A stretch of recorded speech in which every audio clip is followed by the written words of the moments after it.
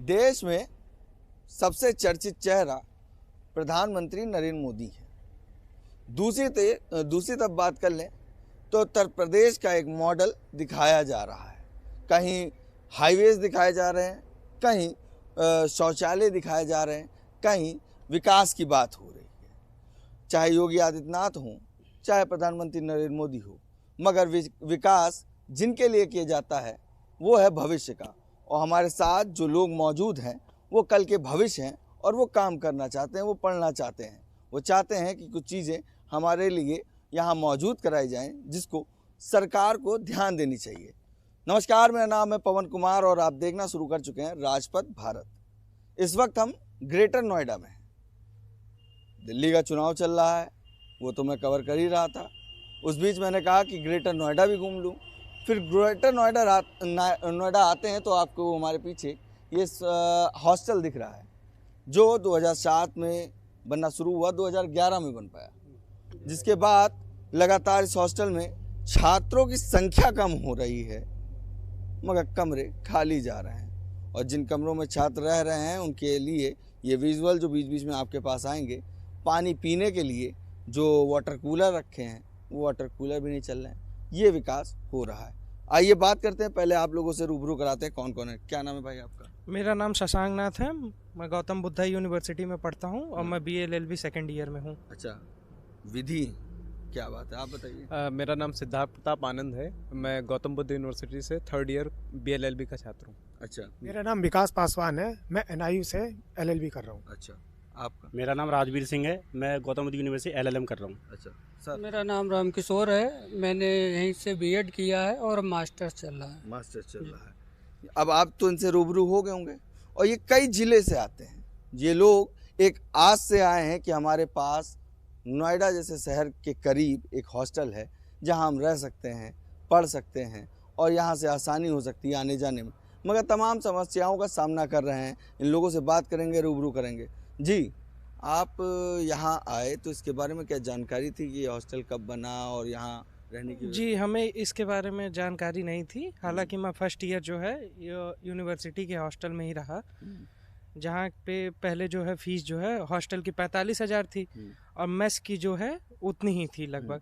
लेकिन उन्होंने क्या किया कि अचानक जो है मेस का फीस बढ़ा दिया 6,000 रुपये। अच्छा, बीच में ही। अच्छा, यूनिवर्सिटी चलते वक्त एक बीच मिनट मतलब क्लासेस चालू हुई उसके हाँ, बीच में एक बड़ा हाँ, तोहफा। जैसे कि हमने क्या किया कि फीस हमारी पूरी कंप्लीट जमा कर दी क्योंकि नई जगह थी और ज़्यादा वो रखना नहीं चाह रहे थे।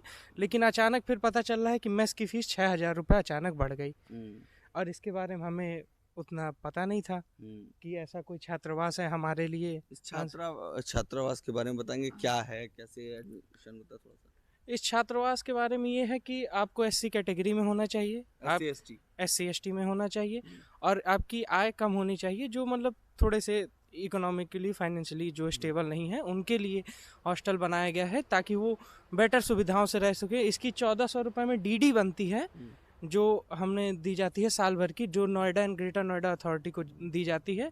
और हमें यहाँ पे 300 रुपये एक्स्ट्रा देने पड़े हैं पानी की सुविधा के लिए। लेकिन पूरे हॉस्टल में एक ही वाटर कूलर है नीचे फ्लोर में जहाँ पे हमें पानी भरने के लिए आना पड़ता है। उस वाटर कूलर एक मैंने ऊपर देखा जो वीडियो में अब चलने लगा है, वो चलता नहीं है।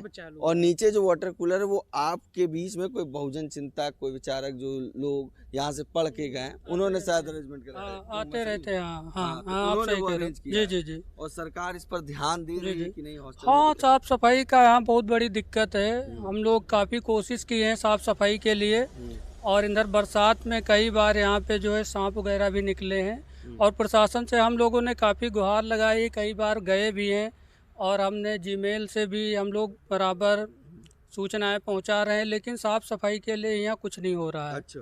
हाँ, कई साल से, लगभग मैं देख रहा हूँ कि 4 साल से यहाँ पे कोई साफ़ सफाई नहीं हुई है और साफ़ सफाई का मुद्दा यहाँ बहुत बड़ा है। आप देख सकते हैं कि पीछे पूरा जंगल है। पूरा ग्राउंड साफ़ सफाई हम लोग मिलके थोड़ा बहुत करते हैं, लेकिन बहुत बड़ी उसमें काफ़ी मतलब खर्चा आएगा। ये तो सरकार का फर्ज बनता है क्योंकि बसपा सरकार में ये बना था।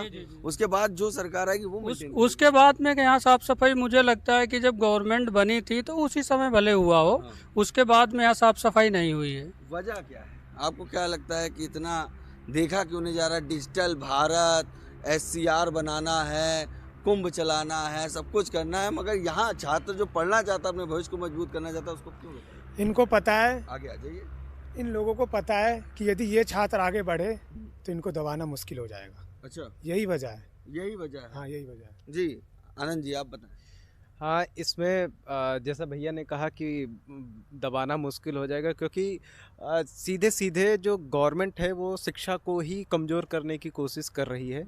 जैसे बहुत ज़्यादा पैसा इन लोगों ने कुंभ पे लगा दिया, लेकिन कुंभ में 7,500 करोड़ रुपए लगा दिए, लेकिन वही अगर एजुकेशन में अगर बजट की बात कर दी जाए तो वही कहीं 1-1.5%, 2% की भागीदारी मिलती है पूरे बजट की, लेकिन और स्वास्थ्य पे भी भागीदारी बहुत कम मिलेगी। लेकिन इस महाआयोजन के लिए इन लोगों ने बहुत सारे पैसे लगा दिए, लेकिन वो एक तौर पे हाँ ठीक है, सही है कि करवा रहे हो आप, ठीक है, लेकिन हमारा जो भविष्य है, हमें उससे भविष्य हमारा नहीं सुनिश्चित किया जा सकता है। हमारा सुनिश्चित भविष्य पढ़ाई के द्वारा किया जा सकता है।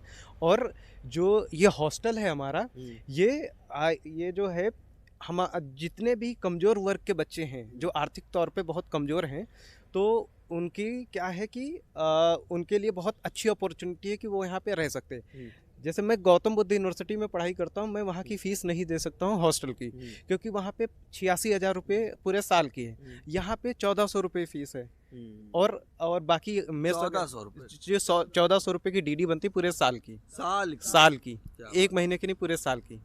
जो मतलब जो दिल्ली से जुड़ा एरिया है, इतना महंगा शहर है, जहाँ पर ये व्यवस्था की गई, जो दलित समुदाय के बच्चे हैं, SC/ST वर्ग के, वो यहाँ आराम से रह सकते हैं, पढ़ सकते हैं, और खाने की भी व्यवस्था है। हाँ, मेस कैसी है? जी, मेस का तो ये है कि चल रही है, जिस हिसाब से चलो महंगाई है तो मेस चल रही है, लेकिन बात ये है कि मेस में वो चीज़ें नहीं है खैर जो देखा जाए कुछ समय पहले थी खाने पीने का, क्योंकि यहाँ पे जिस हिसाब से महंगाई है, बच्चे भी कहीं ना कहीं हैं, लेकिन उस हिसाब से एडमिशन भी नहीं हो पा रहे हैं।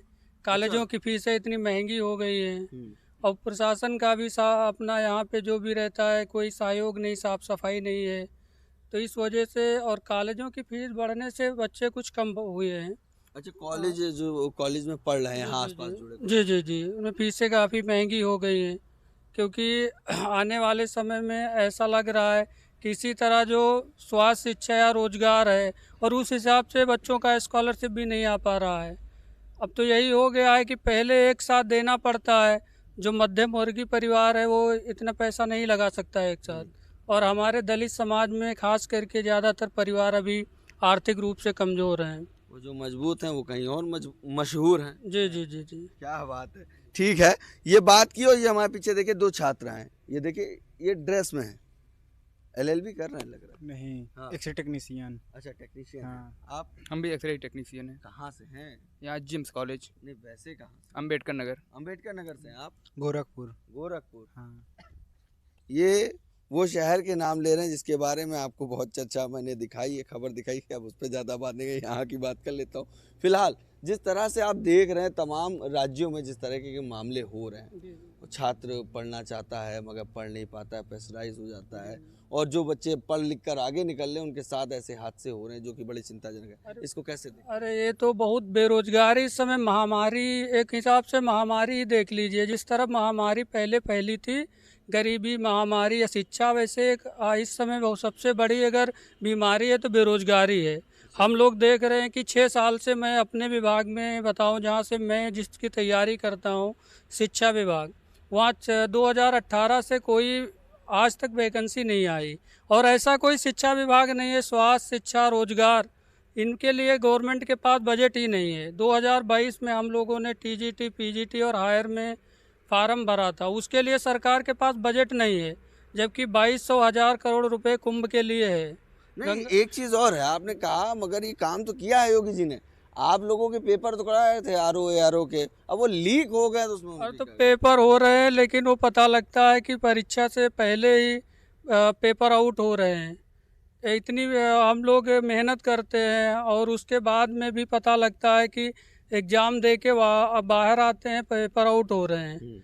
इस तो सबसे बड़ी समस्या है कि एक तो पेपर नहीं हो रहे, दूसरे हो भी रहे हैं तो पेपर आउट हो रहे हैं। सबसे बड़ी बात हाँ ये है सब जी कि जो नेता वो होते हैं ना, वो पहले से कह देते। अभी एक नेता का भाषण आया था, वो खुलेआम ये कह रहे थे कि हमारे लिए आरओ के लिए एक सीट आप रिजर्व रखना। अब एक मतलब जो सांसद जो नेता वगैरह इस तरह की बात करेंगे तो बाकी हम लोगों का क्या होगा। बड़ी सीट जब ऑलरेडी पद पे बैठ जाएंगे तो हमारा तो कुछ होने वाला नहीं है, क्योंकि वैसे हमें कैटेगरी वाइज छाट दिया जाता है। जी। अच्छा, ये बात इन्होंने कही। यहाँ पर एक सवाल मैं आपसे जोड़ूंगा। 2011 में ये हॉस्टल बना, उसके बाद समाजवादी पार्टी की भी सरकार आई यूपी में, उसके बाद भारतीय जनता पार्टी की भी सरकार आई। जैसे जनता ने भरोसा जताया, उसके बाद कई सांसद विधायक बने। क्या उन्होंने आप लोगों पे नज़र डाली? जिस समाज से आप बिलोंग करते हो, सांसद विधायक कभी आए कि हाँ ये बच्चे रहते हैं, इनसे मुलाकात कर लें, क्या समस्या आ रही है उस पर हल करें, बात करने की कोशिश? जी, यहाँ के जो भाजपा जिलाध्यक्ष हैं वो अक्सर आते रहते हैं। वो हमारे ही समाज के, अपने ही समाज के हैं, लेकिन वो आते हैं, सिर्फ ज्ञापन लिया जाता है, एप्लीकेशन लेते हैं, फ़ोटो क्लिक कराते हैं और चले जाते हैं। कार्रवाई का कोई नामो निशान नहीं है। बोलते हैं हाँ करवाएंगे, साफ़ सफाई की बात कही गई, लेकिन कुछ नहीं हुआ। इतना जंगल है, इसमें से कीड़े मकोड़े निकल सकते हैं, रूम में जाते भी हैं, तो ये सारी चीज़ें, इस पे कोई भी ध्यान नहीं दिया जाता है। अब जैसे ये सरकारें बदलती गई 2012 के बाद, बहन जी की सरकार के बाद, तो गौतम बुद्ध यूनिवर्सिटी में एक योजना चलती थी जब बहन जी थी कि यहाँ से 1000 बच्चा कम से कम वो विदेश पढ़ने जाता था पूरे सरकार के खर्चे पे। जैसे सपा सरकार आई वो पहले बंद की गई। कांसीराम हॉस्पिटल बना, जस्ट बगल में ही बना है, तो उसका नाम बदल के जिम्स रख दिया गया। तो ये जितनी भी, उसके बाद जब 2017 में भाजपा सरकार आई तो योगी जी ने सीधे सीधे बोल दिया कि जो लोग गवर्नमेंट इंस्टीट्यूट में पढ़ेंगे उन्हीं को ही स्कॉलरशिप मिलेगी, जो प्राइवेट इंस्टीट्यूट्स में पढ़ रहे हैं उनको स्कॉलरशिप का फ़ायदा नहीं मिलेगा। और ये आज भी है। अच्छा, जैसे मैं गवर्नमेंट इंस्टीट्यूट में हूँ, गौतम बुद्ध यूनिवर्सिटी में, सेमी गवर्नमेंट ही है, तो उसमें हमें स्कॉलरशिप का फ़ायदा मिलता है। लेकिन हमारे भैया एक दूसरी जगह से, प्राइवेट जगह से कर रहे हैं, लेकिन उनका लास्ट ईयर रिजेक्ट हो गया था, नहीं हुआ, उनका आया ही नहीं, वेरीफाई ही नहीं हुआ। ठीक है, जिम्स में भी मेरा दोस्त हैं, उनका भी नहीं आया, स्कॉलरशिप नहीं आया। मैंने खुद ही एप्लीकेशन लिखी, अथॉरिटी को भी लिखी, समाज कल्याण ऑफिस को भी लिखी, सब जगह लिखा, मैं भी गया उसके बिहाफ पे, लेकिन ऐसा नहीं हुआ। तो क्या लगता है कि कौन आपकी सुनवाई करेगा? जब वो फोटो खिंचवा रहे हैं, वो ज्ञापन आपसे ले रहे हैं, मगर फोटो जा कहाँ रही? नहीं तो वो मानक पूरा कर रहे हैं केवल, वो भी अपना वोट के लिए ही आते हैं, उनका बाकी समाज का वोट लेते हैं। अगर समाज का काम करते होते तो स्थिति नहीं आती। हर साल एक बजट पास होना चाहिए इस हॉस्टलों के लिए, क्योंकि लखनऊ में भी है, आप तमाम जगहों पे देखेंगे जहाँ पे वो बच्चा रह रहा है। उत्तर प्रदेश की बात करें, आप लखनऊ से आते हैं, लखनऊ से यहाँ आने में क्या आपको दिक्कत आ रही है कि अभी भी वो दिक्कतें झेलनी पड़ रही हैं जिसको नहीं देखा जा रहा है? जैसे ये एनसीआर शहर है, तो ये दिल्ली से सटा हुआ है। मान लीजिए कि ये सेंट्रल गवर्नमेंट के संरक्षण में ही मान लीजिए एक तरीके से है, तो यहाँ की चीज़ें सुधरनी चाहिए, लेकिन ऐसा कोई है नहीं। ये जैसे SC/ST हॉस्टल है, ये सिर्फ राजनीतिक सुख लेने के लिए ही लोग यहाँ आते हैं। अच्छा, बाकी और हमारे उत्थान के लिए कोई नहीं आता है। अगर मैं महाराष्ट्र में पढ़ा हूँ 1.5 साल, तो वहाँ के मेरे जो दोस्त हैं वो बोलते हैं कि वहाँ जो अंबेडकर छात्रावास है उसकी स्थिति बहुत अच्छी है। अच्छा, वहाँ पे जो मेस वगैरह है उसमें प्रॉपर डाइट मिलती है, अंडे, केले, फल फ्रूट, सारी चीज़ें मिलेंगी। यहाँ पे मेस के नाम पे कुछ नहीं है। अब रही हजरतगंज वाले की बात, वहाँ भी मेस के नाम पे सिर्फ मेस ही है और कुछ नहीं है। और जो भी उत्तर प्रदेश में हैं, जितने भी अंबेडकर छात्रावास से हैं, तो उनको उसी दृष्टि से ही देखा जाता है कि हाँ ये SC/ST वालों का है, वैसे ही है। यहाँ मेस का मतलब है कि दाल आपके पास है, मगर दाल में दाल नहीं, दाल का पानी है। सही कह रहा हूँ ना? और अगर गलती से कॉम्प्लीमेंट्री आपको पनीर मिलती है तो पनीर की ग्रेवी मिलेगी और एक पॉइंट की पनीर मिल जाएगी, मटर ज़्यादा पनीर कम, ये एक है। और दूसरा, मेस की भी हालत ठीक नहीं है, जैसा कि आपको बीच बीच में विजुअल में दिखा रहा हूँ कि कहीं ना कहीं ये दीवार जो आपको इस समय मैं चमचमाता हुआ दिखा रहा हूँ, उसका कारण है कि इससे पहले भी ये लोग कई बार कंप्लेन कर चुके हैं, जो सामने चमका हुआ दिख रहा है। एक दीवार और मैं आपको अब दिखा रहा हूँ जिसमें देखिए वाइट सीमेंट नहीं लगा है, वो फंगाई जम गई है, काई टाइप की, जो सफ़ेद काई होती है उसको बोलते हैं ना, क्या बोलते हैं सर? जी हाँ। हाँ, तो वो आपको दिख रही है इस वक्त, क्या बोलते हैं? फंगस ही बोलते फंगस बोलते हैं, हाँ यू आर राइट, फंगस बोलते हैं। देखिए बच्चे पढ़ते भी हैं, मैं गलत हो गया, बच्चे ने क्लियर किया। दूसरी क्या है सबसे बड़ी दिक्कत कि इन बच्चों को स्पेशल एक यहाँ पे टीचर करवा देना चाहिए, क्योंकि ये बच्चे जिस तरीके से, जिस मुसीबत से दूसरे राज्यों से, दूसरे ज़िलों से आए हुए हैं, वो 1300 रुपये में यहाँ रह रहे हैं, तो उनके लिए पढ़ना कोचिंग मुश्किल है।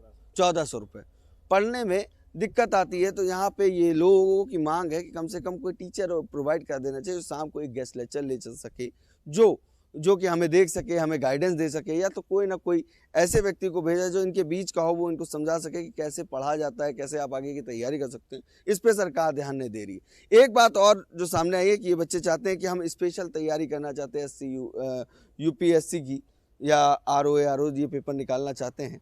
तो सबसे पहली मांग क्या है इनकी कि हमारी मांग ये है कि जो हमारे सीनियर हैं, हाँ। जो पढ़ लेते हैं, जैसे उसके बाद होता है कि इसके बाद डीडी आप कैसे जमा करेंगे, तो हमें माना 10% 20% सीट उनके लिए होनी चाहिए जो हमें गाइड करें। ऐसे नहीं है कि आप पास आउट हो गए उन्हें भगा दिया जा रहा है। कई सारे सीनियर हैं उन्हें भगा दिया गया है। सीनियर रहेंगे तो हम वो हमारे गाइडेंस देंगे। यही हमारी मांग है। अच्छा। हमारी मांग ये भी है कि इतने साल हो गए, सरकार हर चीज़ में संशोधन कर रही है, पर हमारे हॉस्टल के लिए तो कुछ संशोधन करे, ठीक है, फायदे करे। ठीक है। जब सरकार पर व्यक्ति पे 5 किलो राशन दे सकती है, तो क्या हॉस्टल पे पर व्यक्ति पे, पर बच्चे पे 5 किलो राशन नहीं दे सकती है? बिल्कुल सही बात कही आपने। हाँ, एक बच्चे के ऊपर बोला जाता है कि उत्तर प्रदेश को गौतम बुद्ध नगर जिला संभालता है, नोएडा संभालता है। क्या अथॉरिटी इतनी लाचार हो चुकी है, गौतम बुद्ध नगर के डीएम इतने लाचार हो चुके हैं कि हॉस्टल नहीं संभाल सकते, जो पूरा उत्तर प्रदेश संभाल सकता है? बस मेरी सरकार से ये दरख्वास्त है। यहीं से हाईवे जा रहा है, मोदी जी निकलते भी होंगे, अमित शाह जी निकलते होंगे, योगी भी निकले हैं, कई बार निकले हैं, मगर उनको ये हॉस्टल देख नहीं पाता होगा, पेड़ ज़्यादा है। और पेड़ की बात कर लें तो पीछे जो जंगल आपको स्क्रीन पे दिख रहा है वो हल्का फुल्का मैंने बनाया है, मैं ज़्यादा अंदर नहीं जा सकता था क्योंकि समय की एक सीमा होती है, वो मैं पार कर रहा हूँ आपके बीच में। इस वक्त उस जंगल को भी ये बच्चे खुद से काटते हैं, छांटते हैं कि सांप, बिच्छू, कीड़े मकोड़े सब हॉस्टल के अंदर आने लगते हैं। और आप देखिए ब्यूटीफुल नज़ारा टॉयलेट का, जिस तरह से उसमें देखिए दरवाज़ों में सिटकियाँ टूटी पड़ी मिलेंगी और आपको देखने को मिलेगा कि टाइल्स कहीं की टूटी हुई है और वो जिस पे टॉयलेट करते हैं वो निकला हुआ है। तो ये मेंटेनेंस का पैसा कहाँ जा रहा है? ये छात्र एक आस लगा के आए हैं जो 2007 की बसपा की सरकार थी उस समय ये बनाया गया। ये पहला एक ऐसा मॉडल नहीं है, तमाम ऐसे विद्यार्थियों के रहने के लिए हॉस्टल्स हैं, उनकी भी हालत इससे भी बदतर हो रही है जिसको सरकार ध्यान नहीं दे रही। कैसा लगा हमारा वीडियो कमेंट करके जरूर बताएं। बाकी बने हमारे चैनल के साथ। धन्यवाद।